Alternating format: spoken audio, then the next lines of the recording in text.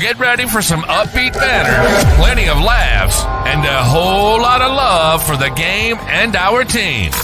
This is Buds and Blue Jays. And now your hosts, Riley McConnell and Jesse Burrell.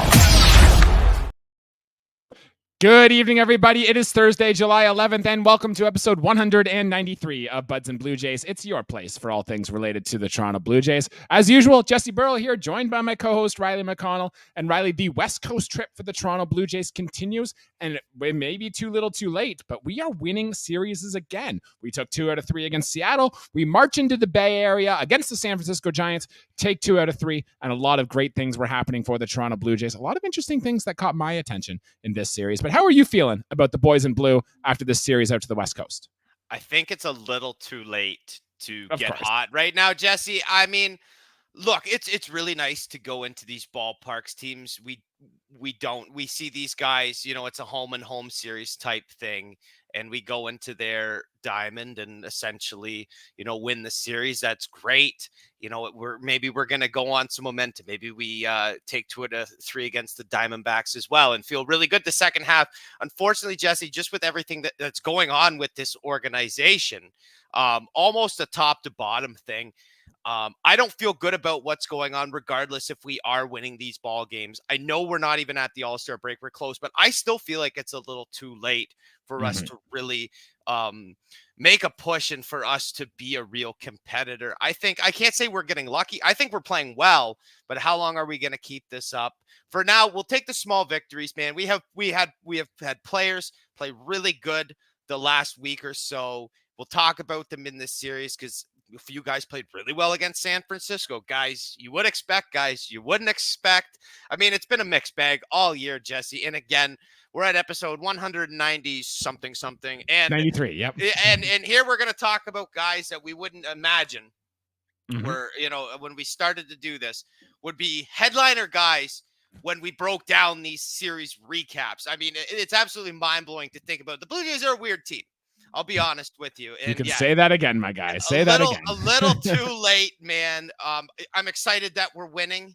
You know, I'll take the small victories for now. Absolutely. We got a lot to get to on this series, including Ernie Clement is absolutely incredible. The Blue Jays got one hell of a start by Yusei Kikuchi at the right time, I might add. Danny Jansen went deep again, and it seems like every single pitching prospect we have in our system all got hurt all at the same time. We will touch on all of that later on in this episode. But first, guys, like the video, subscribe to the channel. If you are new here, please tell a friend, share with someone. You can follow us anywhere you can find your podcast. We're on Instagram, TikTok, all the social media. So wherever you can find your show, you can find Buds and Blue Jays. Please make sure to follow and stay with us. It is the best way to stay in tune with the show. Riley, without further ado, let's dive in right into this series. I think we both know the answer to this one, but who is your player of the series for the Toronto Blue Jays here?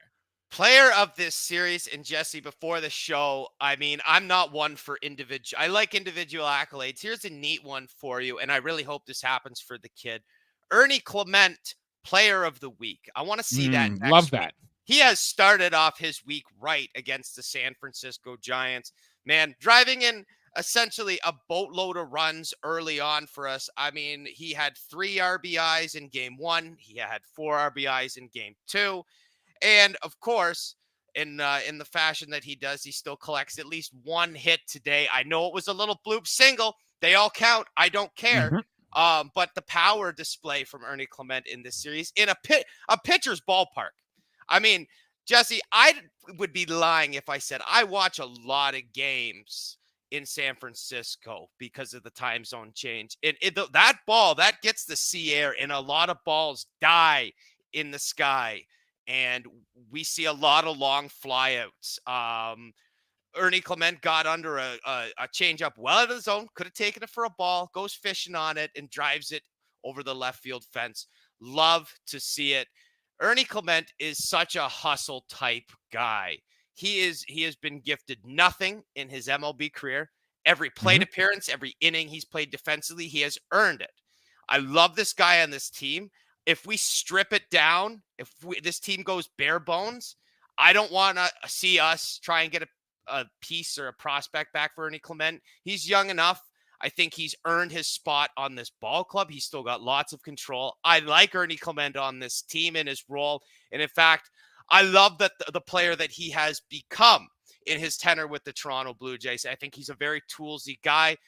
One day, I'm not saying he's an everyday player right now. For us right now, certainly he's been playing every day. For us right now, he is. Long term, Jesse, I really hope that sticks because Ernie Clement is one of the few exciting players to watch on this Toronto Blue Jays club. I think John Schneider agrees with you too. He had him hitting as high as 6th in the lineup today. And it is actually so rare that Ernie Clement hit a 3-run home run in game 1, and then he actually kept playing. He didn't pull him out of the lineup. So I guess bravo, John Schneider, for doing that for Ernie Clement. Riley, Ernie Clement, 3 things in this series that impressed me. You touched about the Logan Webb changeup that he went fishing on, hit it out of the park.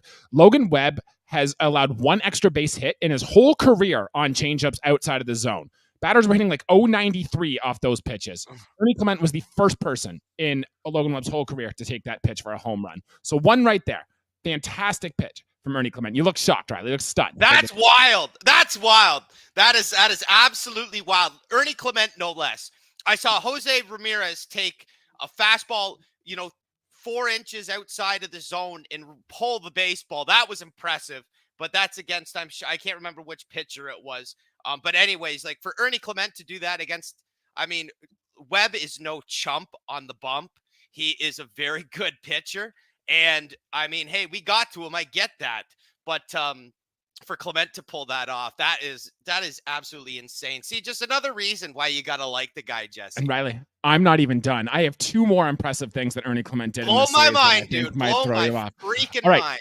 The 3-run home run that Ernie Clement hit in game 1 came off a slider. It was a little slider. It started at his body, broke over the middle of the plate. He turned and hit it. The first home run he hit off a slider this season, which is also very impressive. And I don't have the exact stats from the pitcher, but I feel like he also hadn't allowed a home run off a slider all season. I could be wrong on that one, but I feel like that was something that was mentioned in the show. So that was impressive. And Riley, I want to flash you back to, remember when the Jays were in San Diego, right? Probably a month or 2 ago now. Ernie Clement hit a home run in that series too. It was like right about at his face. I don't know if you remember that. Oh, yes. But it was a fastball that was very up high. Yep. Okay. So the Ernie Clement home run that he hit off of the changeup down low was the 2nd lowest pitch in baseball hit for a home run this year. The home run that Ernie Clement hit in San Diego was the 2nd highest a pitch has been taken out for a home run in the year. And Ernie Clement is on both spectrums of that list. Like, you have to have 2 very different swings to be able to take both those pitches out for a home run. And still, Riley, I want to say too, he drew a walk in game 3 of this series, which honestly, it's only his 4th walk of the year, but the fact that he can still do that too is fantastic. I am floored by what Ernie Clement has done. And keep him in there all the time. I want to see him go with it. Let him run in the second half. Ernie Clement, I know that's only his 4th walk. That's not his game. It's not like he's a free swinger. Free swingers, I would classify as power hitters that don't have great bat to ball. Ernie Clement doesn't always make the most quality of contact, but I enjoy the quantity of contact. And it goes to show you with the quantity of contact he's making, maybe trying to protect on low or high pitches. And sometimes you get lucky. This isn't Sammy freaking Sosa swinging at his eyes and getting a corked bat around to send it 448 feet. This is Ernie Clement, who's a lunchbox type guy, doing his job and his at-bats. And yeah, maybe he did a no crap follow through the swing and take it deep is a bonus. I think that's amazing, Jesse. It shows you kind of the versatility he has as a hitter. He's by no means a power hitter. If you just opened up our channel here or our Spotify or whatever platform you're listening and we're describing him as some power hitter, Ernie Clement is not that. He's not even a real pure hitter, but his bat to ball skills are exactly what they need to be for his caliber of player. He's definitely not a top 2 in the order guy, but he is someone who's going to turn the lineup over for you. And he proved it. Everything power-wise we got as a bonus. I will take that, man. I just hope that he can kind of continue this because I want him. I don't know which infield position it is, 3rd base, let's say. I want him to be our everyday 3rd baseman for the remainder of this year. I think he's well earned it, man. I think he has earned that spot. And I know home runs aren't everything, but he's gotten more home runs than Justin Turner, than Bo Bichette, than Danny Jansen, than Spencer Horwitz. And I guess you could throw in like a Daniel Vogelbach, Alejandro Kirk in there. Ernie Clement has got more home runs than all of them. So purely impressive. But Riley, I want to talk about another position player because we got a lot to get to here. Our love for Ernie Clement. We'll talk about him next week when he does indeed win Player of the Week. I want to throw some love to Leo Jimenez. We did touch on him a little bit with Chris when Seattle was here. We gave him some props for getting his first big league hit and his first extra base hit. He had some very impressive at-bats for me in this series. One of them was a sinker, rolled up onto his hand. He came cool. And he's had like what feels like very calm, cool, collective at-bats. He's not chasing at pitches out of the zone. He's taking the good ones. In fact, he got his first RBI here in game 3. And he has swung at only 14% of the pitches that he's seen outside of the zone, and he's made contact with every single one. He has not swung and missed yet, albeit very short sample size in his time in the major leagues, at a pitch outside of the zone. So Leo Jimenez is doing some very good things. And I know the power might not be there, but for a guy who's going to play you good major league defense and for a guy who can hit you singles all over the park, he's an improvement over half the guys in this lineup right now. So I want to throw some love to Leo Jimenez, who I think should also get a run here in the second half. I think Dan Shulman was talking. We'll touch on the defense before I get into the hitting, just to clear that spot. Dan Shulman said, about his defense, he's never been described as a flashy defender, Jesse, but he's a get the job done type guy. And at the end of the day, that's all that matters. And I like that. We don't need flash on this ball club right now. We need grit is what we need. And there's a lot of.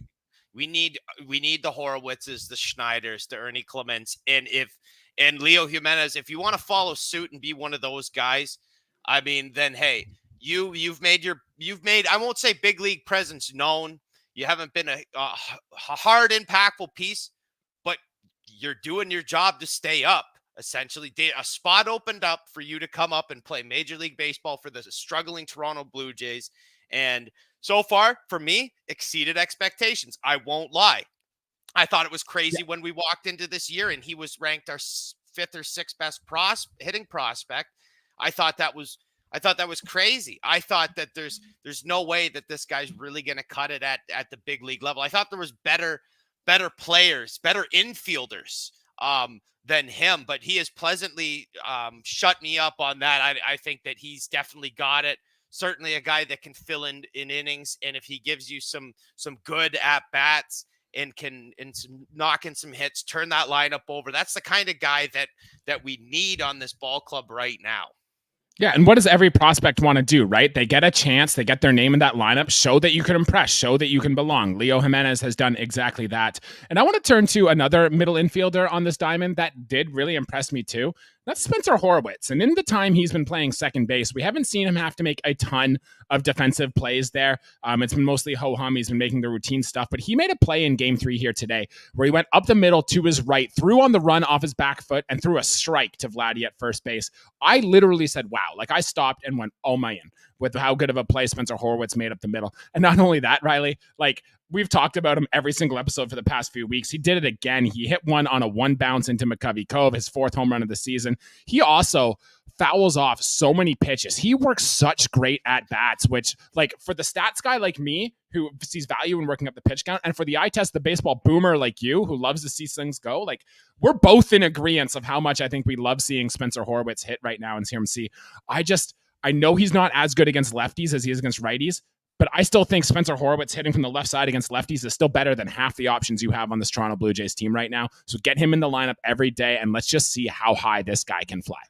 I think you're underrating my baseball nerdism just a little bit, because I do value these things. They're important. Spencer Horwitz, I mean, who is it? I mean, we have Turner, I think, was averaging most pitches per at bat last time we checked in. Justin Turner. Yeah. I think if we don't need to run the tape on it. I think Horwitz is slowly, or I should say very quickly, crawling up that chart. He has a great hitter's eye. And not only can he see it's a see the ball, hit the ball thing. And if he doesn't like what he sees, he's not going to swing at it. He has tremendous discipline up there, and it's paid off. I mean, he's almost a strikeout per walk guy. He sits at 15 strikeouts and 14 walks, which is still very impressive. Very impressive at this point in the year for 103 plate appearances, Jesse. That's very freaking good. And the defense to boot. I mean, I again, you want to talk about a guy I underrated for one reason or another. I would call Spencer Horwitz a right. You said middle infielder. I don't have a problem calling because he's playing second base. But the first, second, because we've seen him at second more than we've seen him at first, which shows we want his bat in the lineup regardless. And I agree with that. I perhaps thought he was going to play more outfield. Boy, was I wrong. Spencer Horwitz at second base for us right now seems about right. And again, has done more than showcase that he belongs on this team. And again, top of the order type guy. The other two guys we talked about, maybe lower in the order. But for right now, the way Spencer Horwitz is playing, top two guy in the lineup. You talked to a little bit at the start there about like pitches per plate appearances, and the Blue Jays lineup is actually like insane because we have the guys like Spencer Horwitz, the Justin Turner, Alejandro Kirk sees a lot of pitches per plate appearance too, which are like in the top. I don't have the exact number here, but I believe last time I checked, it was like top 20 in the league. And then we have some guys who also see the fewest pitches per plate appearance, like Ernie Clement, Isaiah Kiner-Falefa when he was healthy, and Bo Bichette are at the bottom of this list. So it's like the Blue Jays, half their lineup is take pitches, see things, and go. And then the other half is like attack, attack, attack. And I don't know how to feel about that yet. So maybe I'll do some research as the season gets on over the All-Star break to see how I feel like that. But anyways, Riley, before we start talking pitching, before we start talking Bo Bichette and some bullpen stuff, did you have any other players on the position player side that really caught your attention this series? Honestly, man, not really. I think this young core of players, or if I'm missing a cue, that's fine, Jesse. I'm just looking through the box score right now. I suppose we can give some love to Danny. Danny Jansen went deep. Yep. I mean, he had a 3-walk game in the loss. That's good on its own. He really needs kind of a numbers boost. The home runner will help him a little bit, which is nice to see. I read somewhere he hasn't homered since what was it? May the 20th, I believe it was. Yeah. It's been a long time, man, for a guy who I thought would be hitting a lot more home runs. I think that cold streak, may possibly continue. I don't know the future of Danny Jansen on this ball club, nor do I really want to discuss it today. However, it's really nice to see Danny Jansen go yard. I will say that. I love what Danny Jansen is for this team. I'm not saying he's irreplaceable, but what he does and his comps for his position, the skill set that he possesses is very unique. And I think he's a tremendous ball player. And it's really good to see him get out and have a good series, whether it be not swinging at bad pitches and taking his walks or being able to put one in the seats. Because, Jesse, it's well overdue. Yeah, pulled his hands in nicely on a sinker, drove it to right field or left field. That's what you want to see from Danny Jansen. And I want to throw some love to our other catcher too, Alejandro Kirk. He did have 3 hits in game 2 of here as well. And Kirk has played better when he doesn't have to play as often. And this was another result. Jansen caught game 1. We rested Alejandro Kirk into game 2. He goes 3 for 4, scored twice, had an RBI. And the thing I like about Kirk too is that his hard hit rate and exit velocity has increased each of the last 3 months too, which is all good things you want to see. I now feel when I watch Alejandro Kirk bat that he's not an automatic out anymore, that he can actually go up and put together a competitive at bat, which is not saying a lot, but it's definitely progress from our catcher. So that's good to see. Hey, 2 catchers doing well, because Jesse, there was a time where no catchers were doing well for this ball club. So for them to kind of, there's no gap in the starts. It's like, hey, you got the game today, I got the game tomorrow. And it's something you're not really worrying about. Although, Jesse, down the stretch, I am still worried about how they will perform. I'm not going to worry about that right now. I'm not going to worry about that right now, Jesse. We won this series. We're playing good. We're playing good, not great ball as of late. And our catchers have been playing good, not great as of late as well.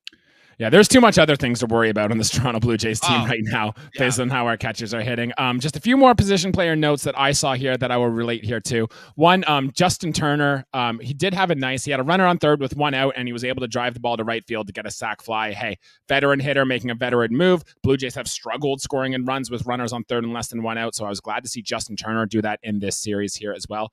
Davis Schneider quietly had 3 really nice games. He had hits in all 3 games in this series.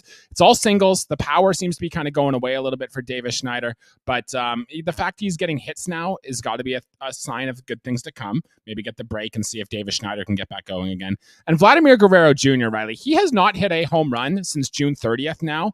And if you remember, that was the game after Garrett Cole hit him in the hand with that pitch. So I'm wondering if maybe, those hand injuries, they're a little funky, right? It's hard to really get the bat through. You've heard of those finger injuries lingering for quite a while. I wonder if he's still maybe dealing with the effect of that finger injury, and that's what's causing him from hitting the home runs that we saw in that little home run binge there. So a thought on any of them, Riley, before we move on? Yeah, I certainly hope that there's nothing hindering Vladdy's, ability to hit home runs, because I would like that to remain. I mean, yeah, Ernie Clement, 2 home runs in the series is great. I'm not banking on that again. After the All-Star break, I don't expect a 15 burger out of Clement or even, Horwitz. I'll take the under. Yep. I'll take the under.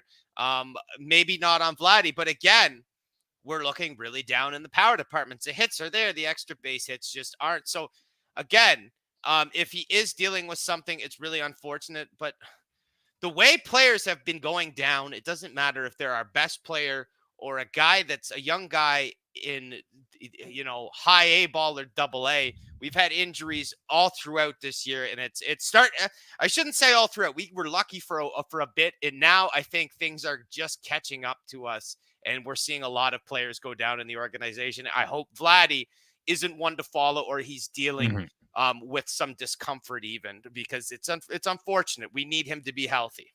Hey, one more series and then he gets a break. Oh, I guess he's got to play in the All-Star. Yeah, what do you mean? What break? He's the starting first baseman he's not going into the Derby, I guess, but there you go. We'll count that as a little break for Vladimir Guerrero Jr. Sure. All right. I want to talk about one more position player here, and it's a player that did get hurt. He left the game, but that's Bo Bichette. And Riley, I am starting to get a little worried about what I've seen from Bo Bichette. Well, he's been bad all year. We know this, but I keep thinking Bo Bichette's going to turn it around. Don't worry. Things are going to be fine. Riley, 5 at-bats this series before leaving with that calf injury. 0 for 5, 4 strikeouts. And he's made some offhanded comments now. I remember he made one to Hazel May last week that, he expects to be traded at this deadline. And then for some reason, he's interviewing with these San Francisco Giants of NBC Talk, which never made any sense to me. But he's even making some comments about, I want to play for a winning team. And I want to, the Giants seem like a team that is very interested in winning. And to me, on the outside looking in, it just really feels like Bo Bichette has just checked out. He's gone. He's out in his own world. I know it's hard to tell a professional athlete, to just check out. And once you get between the lines, the adrenaline kicks in. But it really seems to me like Bo Bichette has already kind of moved out and checked out, and he's gone off on an island, Riley. Am I off base here? Or is this just a guy who's struggling, or is there something to this? You're not off with any of that. We were told that the players that will be dealt have 1 year left on their contracts. Right. Ross Atkins has doubled down, saying he's probably not going to trade Bo, but Yes, I was going to say last time I checked, Bo still has this year to play, and he's on the books for next year as well. Yeah. So is Bo pushing to be dealt? That's kind of what it sounds like to me. And I mean, we could break this down to a whole psychological bit, and it kind of goes back with Manoah, who was checked out. I think Bo Bichette is not quite to that level yet, but he's starting, man. I mean, it's like me. His swing decisions is like me playing MLB The Show at 1:45 at night, and I'm swinging at everything, and sliders in the other batter's box, things like it's getting ridiculous. And again, it's frustrating. If I watch Horwitz, let's say tomorrow, let's say Friday night he goes and has a 3 strikeout game, that's forgivable. Just being a young player, not a lot of big league experience at this point in his career. I got to run a short leash on a guy like Bo Bichette. He has shown us that he is a pure elite big league type hitter, leading the league twice in hits, and then displaying what he has this year, and just in an abysmal, effortless way. I mean, he's checked out, Jesse. Whether he gets dealt or not, is it better to deal him? I don't know. I don't want to think that Bo has given up on this team if he wants to go to a competitor. I mean, the kid fought so hard to get drafted by the Toronto Blue Jays. So, yep. Did he kind of seal his own fate in a sense? By not letting fate decide? I don't know. but he hasn't been useful for us all season. That is just plain and freaking simple, dude. Like this is, I mean, looking at his stats right now, I mean, he has an OPS below 600, an OPS plus of just 70. Garbage. The only thing I see out of those numbers is that his stolen base percentage is higher than it's ever been, and he's 5 for 6. Don't care. Yeah, he's not on first base, so he can't steal. Right? The rules change to benefit that anyway. So let's throw that out the window and say, okay, this is Bo Bichette's worst statistical year because I just looked. It is what he's on pace for. It's just not going to cut it if you're Bo Bichette. And the Blue Jays, as much as we give them hell, they are a smart organization. Like, they're not going to trade Bo when his value is this low, right? They're going to try to see him put it together for a strong second half, maybe flip him in the offseason, or see if he can get hot at the start of next year before they move him. But, like, man, you look under the hood, you could make the argument he's getting a little unlucky with the BABIP down and whatnot, but it's just like the chase rate's just way too high, and the power is just gone. He's not barreling up anything whatsoever. And when George Springer was slumping for like all season, the Blue Jays coaches came up with a plan, and George Springer was in the cage trying to make the adjustment and make the play to try to get a little better. I don't feel like Bo Bichette is doing that. Like, I haven't heard reports of Bo Bichette getting to the ballpark early, working on his swing, trying to make the necessary changes to do it, to try to get better. And that's what bothers me, because not only are you hurting yourself and any money you might not make, you're hurting your teammates, the guys who really want to go out and do a good thing, and you're hurting us fans. And once you hurt us fans, that's where I've drawn the line. So that's my thoughts on Bo Bichette. I mean, you could go on about Bo Bichette. I'm really looking at like the hard hit rates and stuff, Jesse, and it isn't. Everything is at a career low. If anything, his line drive percentage is up. But fly ball percentage, again, something that's dropped. And it's just not good, man. I don't want to get into the Jesse type numbers of things, because I used to just talk about steals and RBIs and pitching wins and saves, because that's my job. But like, I know there's more that with Bo Bichette that you almost have to look at those numbers, because they get worse. If you look at the baseball card numbers, there are worse numbers to look at, and those are the advanced stats. If you like to look at those stats and you like Bo Bichette, don't look at those stats. They're not very good. He's having his worst season, and it's by like 45 or more OPS plus points. It's not good at all. And I don't anticipate things getting better for the rest of the 2024 campaign. That's just my opinion. Like, what can you do, right? If he's not listening to the coaches and he's not willing to make the changes themselves, you're obviously not going to cut a player like Bo Bichette. And are you going to trade him for like nothing? I don't think the Jays are going to do that either. So I think you're just kind of forced, as long as he's healthy, put him in the lineup and just go and play it out the rest of the season. I think that's the Jays' real only move. Sure. Right. And then I guess offer him, ride out the next 2 years and hope, send him a qualifying offer. He declines, we get a draft pick. Yeah, sure. Worst case scenario. That is the absolute worst case. That is the absolute worst case scenario. And that's if Bo Bichette starts to actually do things on the baseball field. Anyways, that's enough about Bo Bichette. We'll talk about him a lot more as the season goes on. I am absolutely sure about it. Let's move to the pitching side, Riley. And there was a starting pitcher who had one hell of a start in this series. My boy, Cy Young, Kikuchi, was fantastic in his start here. 13 strikeouts, Riley. It was the most he's had in a season. It was the second most by a lefty in Blue Jays franchise history, one behind what Robbie Ray did in 2021. And he looked great. And honestly, like, I don't have the official amount here, but he got a ton of whiffs on that fastball. And one of the things I've been saying for years is you can really tell how much upside a pitcher has versus how much swing and miss he can get on his fastball. Yusei Kikuchi got a ton of it in this series, which makes me think like there is even another level for Yusei Kikuchi here. And if you're going to put together your best string of starts, this is the time to do it to maximize value for the Toronto Blue Jays so we can get the most from him. I'm happy to see that from Yusei Kikuchi. He'll get one more start before the All-Star break, and I hope he does another one just like this. You could really argue, Jesse, that this was one of, if not his best start of his major league career. I know that sounds crazy, but let's look at the numbers. He goes 7 1/3, striking out 13, and a ton of swing and misses. And again, we've talked about batters who walk players. Yusei Kikuchi, for the time he's been in Toronto up till this year, has been the suspect number one for walking batters. And this year, it's just not the case. Something has came over this man, and he has developed. If he's going to throw it out of the zone, he's very selective when he throws it out of the zones for the strikeout. He can throw those get me over fastballs in a 2-0 count and get himself back in the count. I mean, 13 strikeouts and no walks is impressive. If you go 6 innings, 7, 8, 9, it doesn't matter. I love the ratio of strikeouts to walks. It's the same for hitters that do that. Horwitz, we were just talking about. Yusei Kikuchi, arguably more impressive splits versus a guy like, having Horwitz with his 14 to 15 strikeouts to walk. Kikuchi's is just incredible. He's had his best big league season up to this point. He's getting better. It's amazing how this guy keeps getting better. I didn't know what we were doing at first. And if you say Kikuchi's one of the guys that goes, that'll stink. We'll get a hell of a return for him. I know that. I think we got it.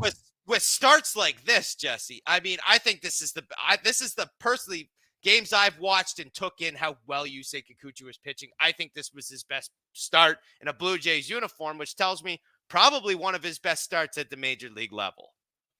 Yeah, Fangraphs would agree with you, Riley, or not Fangraphs, Baseball Reference would agree with you. In fact, according to a stat called Game Score, which is created by a sabermetrician, Bill James, it was his best start of the series of the season with a game score of 71. It's the fourth best since he's become a Toronto Blue Jay for Yusei Kikuchi, which, hey man, hell of a not bad. The swing and miss numbers were immaculate. 13, I think he struck out 5 of the first 6. Fantastic stuff for Yusei Kikuchi. And then I guess we can take this time too to talk about the other 2 pitchers. Chris Bassett in his start, 5 innings pitched, 5 hits, 3 earned runs, 4 walks, 6 strikeouts. Second start in a row now with at least 3 earned runs and 4 walks allowed. But I'm actually coming away from Chris Bassett's start a little bit positive in this one. He did struggle a lot early. The pitch count got elevated very high, but Chris Bassett's skill has always been suppressing hard contact. And this was his second best start of the season in terms of average exit velocity again. So if he can just get that command back and limit the walks a little bit and then keep that hard hit suppression, I think we got good things coming in for Chris Bassett. Do you have a thought of him? And then we can touch on Gausman in today's start as well, if you'd like. I will say this. If you're able to put together 5 innings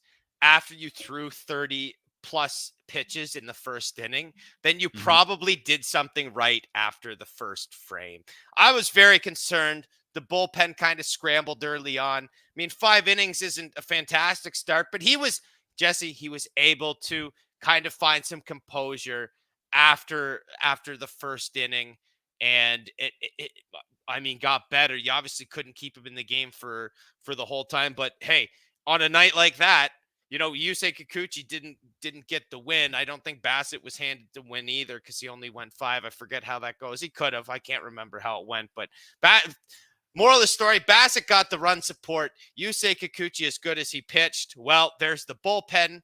And we'll touch on the bullpen in a minute. Yeah. I mean, baseball is a weird sport. I didn't feel too positive about what Chris Bassett did, but that's just my opinion. I felt like that first inning took a lot out of him. I'm glad he got 5 innings in, though. Yeah, and Kevin Gausman in the start today. Interesting start. He did give up a lot of fly balls, a lot of hard hits to the outfield. The outfield defense played very well behind Kevin Gausman today. He also had a couple line drives right at guys. I was really encouraged after his start in Seattle. I thought our friend Keegan Matheson reported that he made some mechanical changes, and I really thought he was about to go on a big run here. So this wasn't exactly the start I wanted to see from Kevin Gausman today. But at the end of the day, 7 innings, only giving up 2 earned runs, both coming off just 1 home run. Only 3 strikeouts, but didn't walk anything. I thought that's got to be a good sign for Kevin Gausman. He really changed the pitch mix today, too. He threw more fastballs in this start than he has in every other start in his Blue Jays career, except for one where he threw 115 pitches in that start. And he only threw 18 splitters today. He went a lot heavier on the sinker and stuff. And I don't know if that was by design or if that's Danny Jansen calling the game behind the plate or if that was what Kevin Gausman really wanted to do. Hey, at the end of the day, it worked for at least this start here. So it'll be something to monitor as I guess Kevin Gausman will go into a break now and we won't see him until the second half. But very interesting pitcher to follow going forward. Yeah, and I mean, if you're the Toronto Blue Jays pitcher and you give up fly balls, at least you know that your outfield defense is top of the charts in the league. We have 3. Well, actually, no, we have now 2 very good defensive outfielders. Jesse, you'll tell us why when we get there. Our outfield defense is very, very good. And I'm okay with Gausman only striking out 3 guys. At the end of the day, you just kind of wipe your hands and go, got the job done. I'm fine with that. Amen. Yep. Punch out and then do it again on the next time. Riley, we don't want to spend much time on the bullpen because, frankly, this team's bullpen depresses me. But we do got to talk about what happened in game 1 of this series. We'll give Nate Pearson credit. Came in and stranded the base runners that Yusei Kikuchi left on. Then we come into Trevor Richards, and I want to give Trevor Richards a little bit of slack. The first base hit he gave was just a little dribbler up the third baseline. The walk was bad for Richards. You could not walk that guy.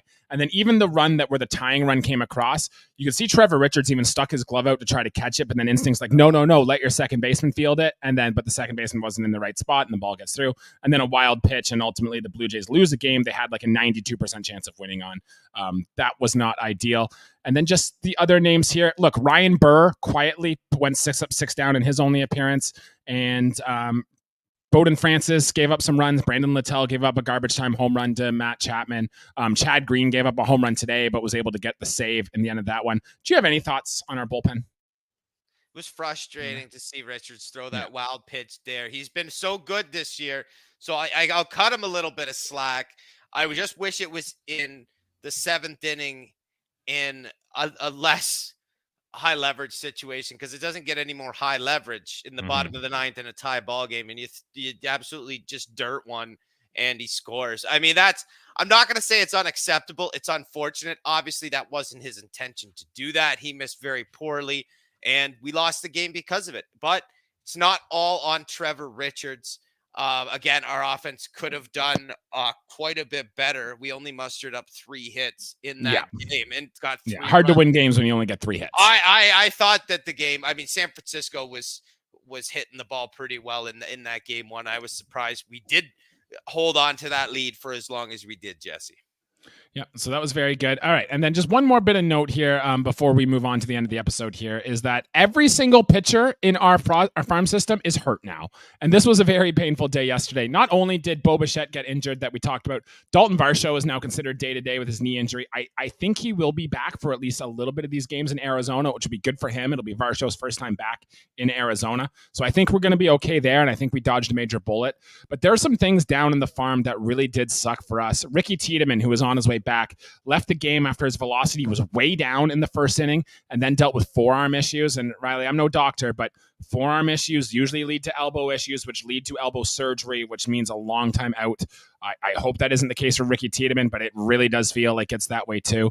And then Adam Macko, who is pitching for AA New Hampshire, who's been probably one of the best pitching prospect risers in our system, also had a forearm injury and is currently rehabbing it. His doesn't seem as serious as Tiedemann, but we're both awaiting updates for both of those. And Riley, I went through and I looked at all the Toronto Blue Jays pitching prospects at the start of the season to see where they were and where they are now. Like Brandon Barriera, who is younger than Tiedemann, but he has elbow surgery. He's done for the year. And then 2 other names, Kendry Rojas, who was a top 10 pitching prospect for this team. He had shoulder surgery. He's out. And then Landon Moratis, he also has shoulder surgery. So it's and then if you count Orelvis Martinez getting suspended, all of our top prospects that were supposed to come up from our system have all been hurt or underperforming. And it just really goes to show how tough this season has been for the Blue Jays.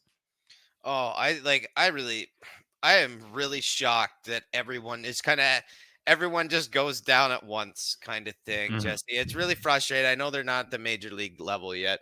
Why don't, Jesse? And I'm just spitballing here. Would there ever be a reality where we just totally cut down on the drafting of not position players, pitchers, and then essentially sign some international pitchers and trade for and essentially bundle position players for pitchers that are at least are AA quality, that are 24 on the cusp? Because quite frankly, you look at our rotation right now, man.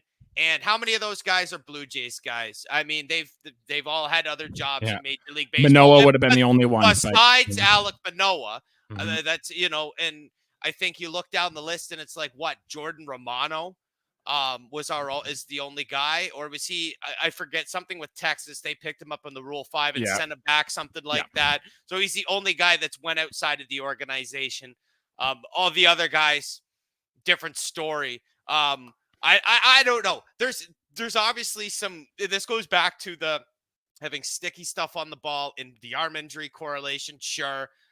I don't know, man. is it just the Blue Jays? Like, I haven't looked around the league at other minor league depth charts and go, oh wow, the Cincinnati Reds have such and such pitchers down, like with injuries and stuff like that. I don't know. I can't imagine this is just a Blue Jays problem. It's not, but yeah. It's a big freaking problem. Whether this is a 1-team problem, a 6-team problem, or a 26-team problem, I don't think it matters. Something's got to change here, because the development of these pitchers is getting just absolutely out of whack now. You look at Barriera and especially Ricky Tiedemann. Ricky Tiedemann hasn't pitched the full anything yet, and he's behind in development right now. He's not going to, I mean, who knows when he's ever going to make his big league appearance, or if he's even real. I don't know, man. It's just frustrating, especially with so much other bad happening, with the Toronto Blue Jays. I think it's just one of the things that could be going right for us, and it's absolutely not going right for us. And this really sucked too, because if we do trade Yusei Kikuchi, there was a spot going to open up in our rotation likely for Ricky Tiedemann, and now we can probably say goodbye to that as well. And Riley, buddy, I'm with you. Like, the old adage in baseball is there's no such thing as a pitching prospect. Like, I can't even really enjoy Paul Skeens anymore, who had a great start today for Pittsburgh, because I just know, well, at some point his elbow is going to go, or at some point his shoulder is going to go, and he's going to be gone for a year and a half. You know, like, it's really tough. So I'm with you, actually. I kind of want the Blue Jays just draft as much position players as you can, and then filter the waiver wire to fill out your systems just with young guys, make trades, or sign them in free agency. And I think that's the best way the Blue Jays should go about this going forward. Just to clarify, people watching live on Facebook, YouTube, whatever it is, Jesse's hat is a Parkhurst Pirates hat, not a Pittsburgh Pirates hat. We just thought we'd get that. And you mentioned Paul Skeens, and I thought, we've been filming for, 41 minutes, and I looked, and I finally just realized you were wearing your Pirates cap on. Your Pirates cap, by the way, not a Pittsburgh hat. I've also got the sun in my face. It would have been smart to really close the blinds before filming this episode, but Yeah, that's all right, man. You look absolutely fantastic. I'm totally just now staring at the hat, so I can't even look at it. Well, that's okay. I figured it was time to mix it up for a little bit for the Toronto Blue Jays. Riley, one more series before the All-Star break. The Jays are heading into the desert to see old friends Lourdes Gurriel, Gabriel Moreno, and Randall Grichuk, who's with the Arizona Diamondbacks right now. Hey, do we continue the winning ways? Do we take 2 out of 3 against the Arizona Diamondbacks? Do you have a pick to click? What's your thoughts? Dude, my pick to click, I hope, is player of the week, Ernie Clement. And I hope we didn't jinx him, but I'm on it, man. I want him to finish out hot before the All-Star break. I think that would be great. And maybe Spencer Horwitz sprinkles in a multi-hit game there too. Yariel Rodriguez pitches for us in the opener of that. That's Jesse. The one I was gonna say. I won't take your thunder. I'm really hoping that he goes out there and shoves again, because again, you want to talk about pitchers and bright spots. You know, we've already seen Yariel Rodriguez miss a little bit of time this year. I want to see his first half start go very, very well. Like, let's see him go 5 2/3. Heck, let's see him go 6 innings. You know, let's see 7 strikeouts, keep the base runners down. You know, I'd like to win this series. I'd like to take 3 series in a row to end the first half. That'd be wonderful. It would still feel like the season is a wash, but it's just kind of the small victories. Let's go into the break, you know, with kind of a hot run, if you want to call it that even. I'm with you, because these games matter so much for the Toronto Blue Jays. Just a little programming note from us here. We will be back to do a recap of the Arizona series here. We're going to try to get a special guest on for that one as well, so stay tuned. Make sure you're subscribed and locked in for that. We're going to kind of do like a first half recap of the storylines we've liked or the players that impressed us, and kind of go over the first half. Then I think you and I are going to take a little bit of a break for the All-Star break. You know, we're doing this 2 episodes a week, and then we will be back to recap the first series, which is at home against Detroit. Maybe we'll do something if there is some breaking news. The Blue Jays do make a big trade. We will hop back on here and we will discuss that and whatnot, but it's the All-Star break for us too, so please make sure you stick with us and follow us on our social media channels for more updates with that. Riley, we got to get out of here, man. 43 minutes long. Anything else you want to throw in before we check out? Let's go Parkhurst Pirates. Let's go Toronto Blue Jays. Jesse, I got about an hour and a half of the house to myself. I'm going to go play some bass really loud and maybe make make some chicken nuggets, man. This episode's fun. I want to have a fun series against the Diamondbacks where we win. Let's finish the first half strong. You heard it here first from Riley McConnell, and that'll do it for episode here, guys. See you again next week. For Riley McConnell, I'm Jesse Burrell. Let's go Blue Jays. Thanks, guys.